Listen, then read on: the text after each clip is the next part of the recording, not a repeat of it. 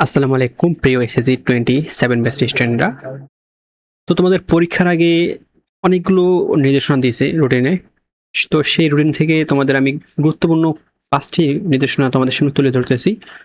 অর্থাৎ তোমরা যখন এসএসসি পরীক্ষা দিবা, তোমাদের পরীক্ষা দেওয়ার আগে তোমাদের এই 5টা নির্দেশনা অবশ্যই মানতে হবে। তাহলে তোমরা পরীক্ষার হলে গিয়ে কোনো ভোগান্তিতে পড়বা না।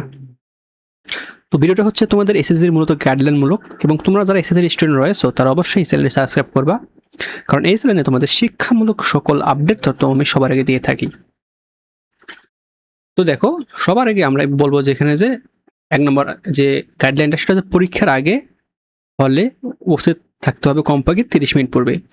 অর্থাৎ যখন তোমাদের এসএসসি পরীক্ষা শুরু হবে, তো পরীক্ষা শুরু হবার পর তোমরা যখন তোমাদের হলে উপস্থিত হবা, তো উপস্থিত কমপক্ষে 30 মিনিট উপস্থিত হবা। ধরো তোমার পরীক্ষা যদি 10টায় শুরু হয়, তুমি 9:30টার সময় বা 9:30-এ সেখানে উপস্থিত হবা। তাহলে তোমার সিট খোঁজা বা হচ্ছে তোমার আসন বের করা, এই যে ভোগান্তিটা সেটা থাকবে না। অনেক সময় হয় কি, অনেক স্টুডেন্ট পরীক্ষার আগে এই ভুলটা করে ফেলে যে পরীক্ষার ঠিক 5 থেকে 10 মিনিট আগে একটু হলে যায়। এক্ষেত্রে তোমার হল সেন্টার, মানে হল যে সেন্টারে যে টিচার থাকে, সে যদি তোমাকে ঢুকতে না দেয়, তাহলে তুমি কিন্তু পরীক্ষায় দিতে পারবে না। আর একটা পরীক্ষা দিতে না পারা মানে তোমার জীবন থেকে 1 বছর নষ্ট হয়ে যাওয়া। তো আশা করি এটা মাথায় রাখবা। দেন আমরা যে বিষয়টা বলবো তোমাদের, ওইমার ফরনের সতর্কতা। দেখো, রোল নাম্বার, রেজিস্ট্রেশন নাম্বার, বিষয় কোড সহ ওইমানের সকল প্রয়োজনীয় তথ্য সঠিকভাবে তোমরা পূরণ করবা। অনেক শিক্ষার্থী বিশেষ করে এই ভুলটা করে থাকে যে ঠিকমতো ওইমার পূরণ করে না, রোল নাম্বারে ভুল করে। দেখো, রোল নাম্বারে ভুল করলে, রেজিস্ট্রেশন নাম্বারে ভুল করলে তোমার কিন্তু ফেল আসার সম্ভাবনা রয়েছে। তো চেষ্টা করবা এই ক্ষেত্রে এইসব পূরণ করার। একটা অনেকভাবে পূরণ করার পর তুমি বারবার রিভিশন দেবা যে সব ঠিক আছে কিনা। আর পরীক্ষা দেওয়ার আগে তোমরা বাসায় প্র্যাকটিস করে যাবা।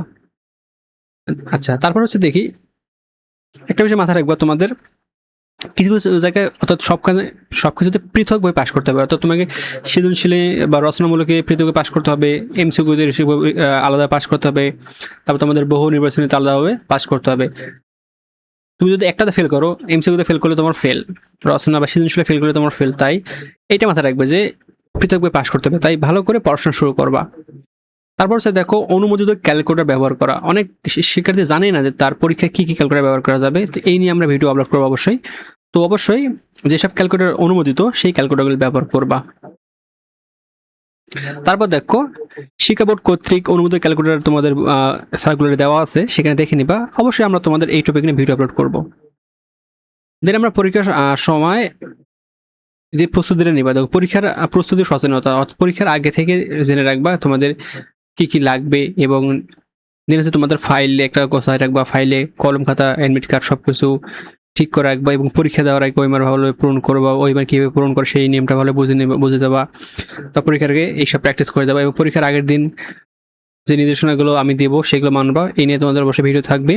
তো এইসব বিষয়ে মাথায় রাখবা, তবে তোমাদের পরীক্ষার আগে তোমাদের বা পরীক্ষার সময় কোনো ঝামেলা পড়তে হবে না। তো আশা করি বুঝতে পারছো এই 5টা নির্দেশনা তোমাদের মানতে হবে। তো ভিডিওটা এই পর্যন্ত। আসসালামু আলাইকুম।